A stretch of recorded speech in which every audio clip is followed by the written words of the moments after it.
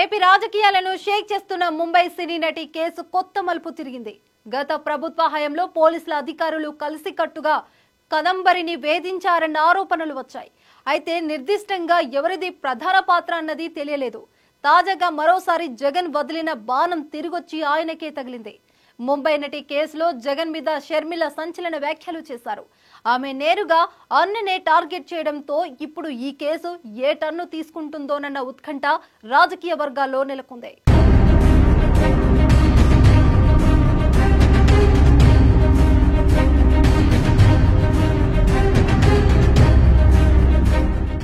ముంబై నటి కాదంబరి కేసు ఇప్పటి వరకు ఒక లెక్క, ఇప్పటి నుంచి మరో లెక్క అన్నట్లు తయారైంది.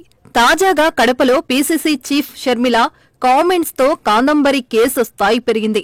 బడా పారిశ్రామికవేత్త జిందాల్తో పాటు ఏకంగా అన్న జగన్నే ఇష్యూలోకి లాగి మరోసారి పొలిటికల్ హీట్ పెంచేశారు పీసీసీ చీఫ్. కాదంబరి కేసులో నాటి సీఎం వైసీపీ అధినేత జగనే కీలక సూత్రధారి అని అంటున్నారేమో. జగన్ జిందాల్ కలిసి కాదంబరిని ఇబ్బంది పెట్టారని సంచలన ఆరోపణలు చేశారు. సినీ పరిశ్రమలో స్థిరపడాలనుకున్న ఆమెను ఈ ఇద్దరు కలిసి మానసికంగా వేధించారని ఆరోపించారు.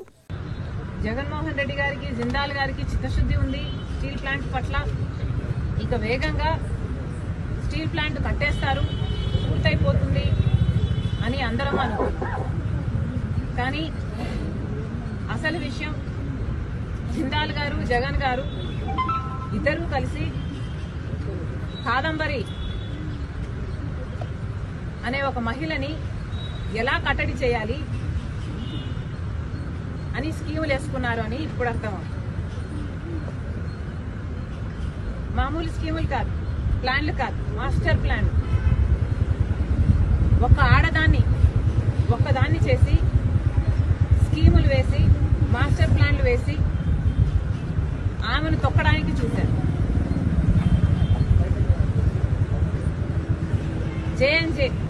జే స్క్వేర్ గుర్రాలు పెట్టారు జగన్ గారు జిందాల్. గుర్రాలు పెట్టి ఒక్క మహిళని అడ్డుకోవడానికి ఎదుర్కోవడానికి అన్ని స్కీములు వేసి దాన్ని ఎలా ఆచరణలో పెట్టారో ప్రజలందరూ చూశారు. మీకున్న బుర్రలు, మీకున్న మెదడు, మీ స్కీమ్లు అన్ని కడప స్టీల్ ఫ్యాక్టరీ కోసం పెట్టునుంటే కనీసం కడప స్టీల్ ఫ్యాక్టరీ పూర్తయిపోని. కొద్ది రోజులుగా ఏపీ రాజకీయాలను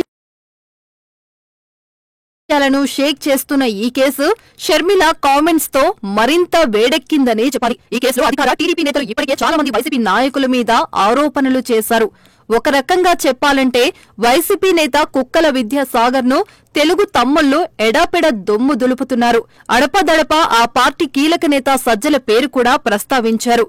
ఎవరు జగన్ ను అనుమానించలేదు, ఆయన మీద ఆరోపణలు చేయలేదు. కానీ షర్మిల మాత్రం మాజీ సీఎం పేరు ప్రస్తావించారు. దీంతో ఇప్పుడు ఈ కేసు ఏపీ పాలిటిక్స్ లో మరింత కలకలం రేపుతుంది.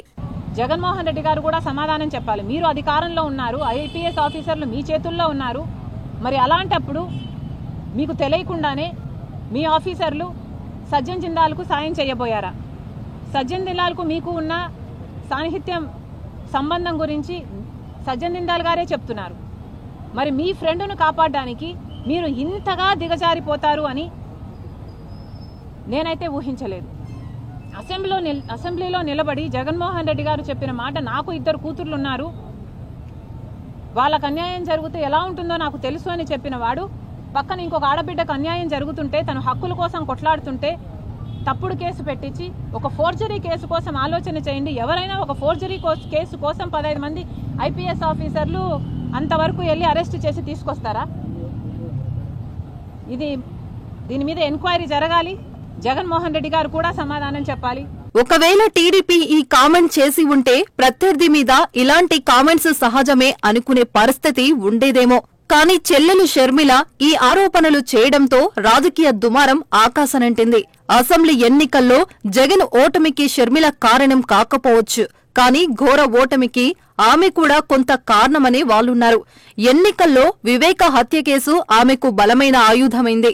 వివేక కేసును టీడీపీ వాడుకునే ప్రయత్నం చేసినా వర్కౌట్ అవ్వలేదు. కానీ ఏపీలోకి షర్మిల ఎంట్రీ ఇచ్చి సునీత సహాయం తీసుకొని ఆ కేసును రాజకీయంగా బాగా పండించారు. ఫలితంగా సొంత జిల్లా సహా రాయలసీమలో జగన్ కు జరిగిన డ్యామేజ్ చూశాం.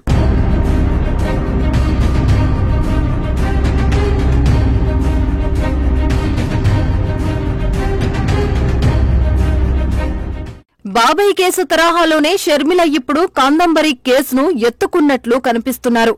ఎంతవరకు ఈ కేసులో టీడీపీ నేతలు కూడా మాజీ ముఖ్యమంత్రి జగన్ ని టార్గెట్ చేయలేదు. షర్మిల మాత్రం డైరెక్ట్ గా సొంత అన్న పేరు తెరపైకి తెచ్చారు. అంతేకాదు జగన్ జిందాల్ను జై స్క్వేర్ అంటూ సెటర్లు వేశారు. మరి ముందు ముందు ఈ కేసు ఎలాంటి మలుపు తీసుకుంటుందో చూడాలి మరి.